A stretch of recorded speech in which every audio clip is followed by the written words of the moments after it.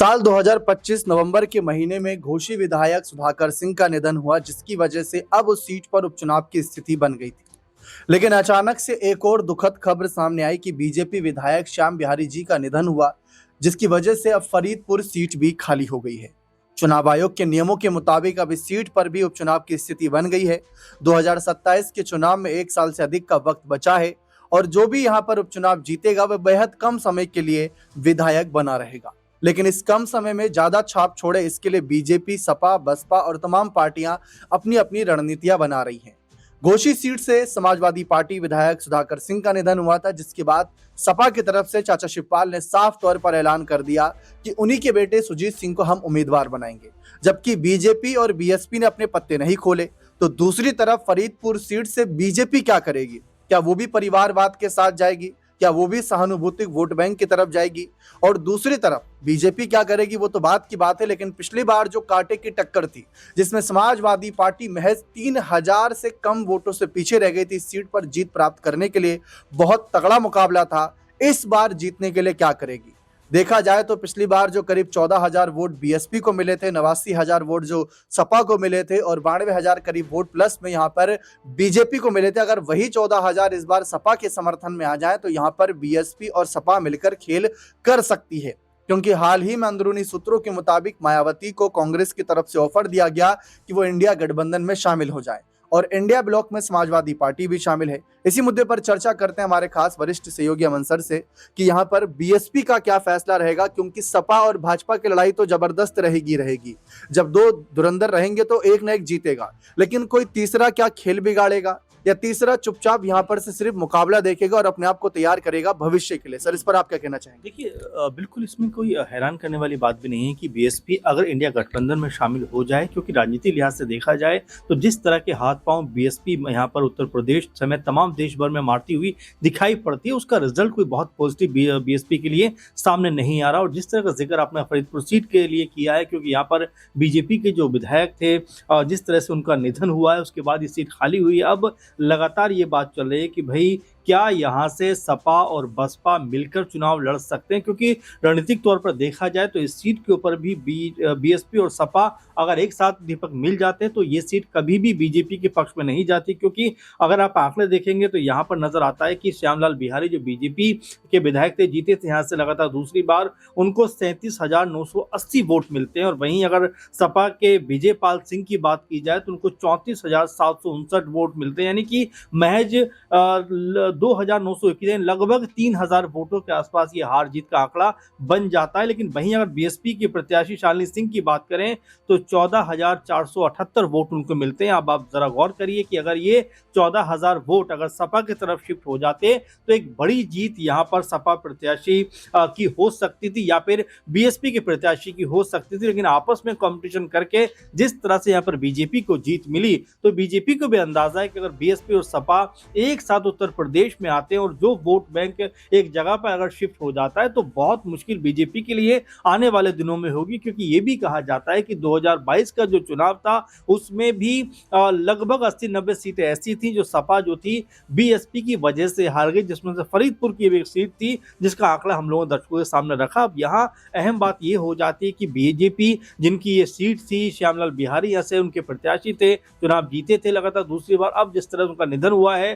तो बीजेपी की तरफ से चेहरा कौन होगा? और दूसरा महत्वपूर्ण सवाल कि क्या सपा और बसपा इस सीट के ऊपर मिलकर कोई बड़ा कारनामा कर सकते हैं? क्योंकि 15 जनवरी को मायावती जी का बर्थडे भी है, जन्मदिन है, बहुत बड़ा सेलिब्रेशन का प्रोग्राम कहीं ना कहीं बीएसपी के अंदर चलता हुआ दिखाई पड़ रहा। वैसे में क्या कोई बड़ा ऐलान यहाँ पे हो सकता है? क्योंकि आप देखेंगे घोसी की जो विधानसभा सीट है उसके ऊपर भी बातचीत का दौर चलता हुआ दिखाई पड़ रहा है। तो यहाँ महत्वपूर्ण बात यह होगी कि दोनों सीटों के ऊपर क्या सपा और बसपा मिलकर कोई रणनीति बनाएंगे, कोई गठजोड़ बनाएंगे। ऐसा होता है तो बीजेपी के लिए दोनों ही सीटों पर चुनाव जीतना बेहद मुश्किल होता हुआ दिखाई पड़ सकता है। बिल्कुल साफ है, अगर सपा बसपा साथ आती है तो खेल बिगड़ेगा। लेकिन मायावती अभी तक एकला चलो की रणनीति पर चल रही है, जिसकी वजह से समाजवादी पार्टी, कांग्रेस और बीजेपी तीनों को ही मुश्किलों का सामना करना पड़ रहा है। क्योंकि मायावती क्या कर सकते हैं उत्तर प्रदेश में, जिनको अगर यकीन नहीं आंकड़ों पर तो 2007 के आंकड़े उठाकर देखिए, अकेले दम पर सरकार बनाई थी, भले ही उसके बाद से वापसी ना कर पाई हो, लेकिन इस बार वापसी की तरफ भी देख रही है। घोसी सीट पर जैसा कि हमने आपको बताया, सहानुभूति फैक्टर को ध्यान में रखते हुए सपा यहां पर सुजीत सिंह को आगे कर रही है, दिवंगत सुधाकर सिंह के बेटे को। लेकिन श्याम बिहारी जी के परिवार से क्या बीजेपी दांव लगाएगी? सर, बीजेपी को लेकर क्या रणनीति रहेगी? बीजेपी क्या परिवारवाद का एक संदेश देगी कि देखिए हम यहां पर ये फैसला ले रहे हैं, या फिर पार्टी कार्यकर्ताओं पर भरोसा जताएगी? वो भी चुनौती रहेगी, क्योंकि यहां पर अगर परिवारवाद की तरफ गए तो लोकल नेता नाराज हो सकते हैं, और अगर किसी लोकल नेता को चुन लिया तो यहां पर जो उनके श्याम बिहारी जी के परिवारजन है वो कहीं नाराज ना हो जाए। तो बीजेपी के अंदर ब्राह्मण विधायकों की नाराजगी और उसके बाद ये नाराजगी का सामना बीजेपी के लिए तो बहुत चुनौती हो जाएगी। देखिए बिल्कुल, और दो बात इसमें है कि एक बात तो ये है कि बीजेपी क्या परिवारवाद को ही यहाँ पर बढ़ावा देगी। हमने देखा कि झारखंड चुनाव में जिस तरह से चंपईलाल सोरेन के बेटे को टिकट दिया गया, वो चुनाव हार जाते हैं। इसी तरह से हम देखते हैं कई जगह पर बीजेपी भले ही इस बात का विरोध करती रही हो कि भाई परिवारवाद को आगे नहीं बढ़ाएंगे, लेकिन बीजेपी के जो कार्यकारी अध्यक्ष नितिन नवीन वो भी परिवारवाद का एग्जाम्पल दिखाई पड़ते हैं। तो अमूमन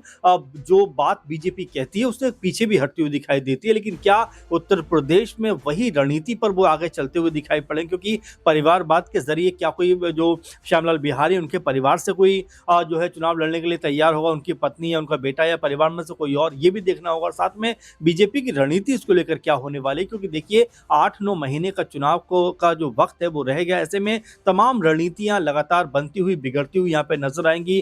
चुनाव 2027 में के शुरुआत में कहा जा रहा है फरवरी मार्च में होगा, लेकिन उससे पहले तमाम समीकरण यहाँ पे साधे जाएंगे, तमाम बातें यहाँ पर की जाएंगी, तमाम नामों पर चर्चा होगी, क्योंकि 2 सीटों पर चुनाव यहाँ पर दीपक होता हुआ दिखाई पड़ेगा। तो जाहिर बात है कि भाई रणनीति अभी बनेंगी। आप देखिए, पहले हम सिर्फ घोसी सीट के बारे में बात कर रहे थे, जहाँ पर जो कह सकते हैं सपा ने अपना प्रत्याशी पहले ही अनाउंस कर दिया। यहाँ अगर हम फरीदपुर सीट की बात कर लें तो क्या सपा की तरफ से भी कोई चेहरे में बदलाव होता हुआ दिखाई देगा? विजय की जगह क्या शालिनी यहाँ पर बीएसपी की उम्मीदवार बनती हुई दिखाई पड़ेंगी? और क्या दोनों सीटों के ऊपर एक सीट पर सपा और एक सीट पर बसपा के प्रत्याशी दिखाई देगा? देखिए, राजनीति में कुछ भी असंभव दीपक नहीं होता है। तमाम जो फैसले किए जाते हैं वो मौके को देख कर किए जाते हैं। और अब क्या वो मौका आ गया है जहां बीएसपी अपनी एकला चलो की रणनीति से हटकर सपा के साथ जाना चाहेगी या इंडिया गठबंधन में एंट्री करना चाहेगी? और देखिए, दोनों ही सीटों की बात की जाए तो बसपा और सपा अगर एक साथ मिलती हैं तो बीजेपी को भी पता है कि उनके लिए बड़ी और भारी चुनौती यहां पर हो सकती है। क्योंकि अगर हम जो है घोसी सीट की बात करें तो वहां पर सपा के कह सकते हैं कि जीते हुए प्रत्याशी थे सुधाकर सिंह, उनके बेटे को टिकट अब दिया गया सुजीत सिंह को। वहीं अगर फरीदपुर सीट की बात की जाए तो यहाँ पर जिस तरह से श्यामलाल बिहारी बहुत क्लोज फाइट से चुनाव जीते थे, और यहाँ अगर बसपा और सपा मिल जाते हैं यानी कि दोनों ही सीटों पर बीजेपी को मुश्किल होती हुई फिर नजर आएगी। तो बिल्कुल साफ है यहाँ पर, लेकिन 2 सीटों पर उपचुनाव यहाँ पर उत्तर प्रदेश के सियासी माहौल को काफी गरमा रहा है इस ठंड के मौसम में। लेकिन बीजेपी सपा बसपा के कैंडिडेट कौन होंगे, जब तक आधिकारिक ऐलान नहीं हो जाता, जब तक यहाँ पर कह सकते हैं पार्टी प्रेस कॉन्फ्रेंस कर खुद जानकारी नहीं दे देती, तब तक कयास लगते रहेंगे। लेकिन इन सीटों पर उपचुनाव कब होगा ये भी देखना बेहद दिलचस्प रहेगा। बने रहे चैनल के साथ, बहुत बहुत शुक्रिया।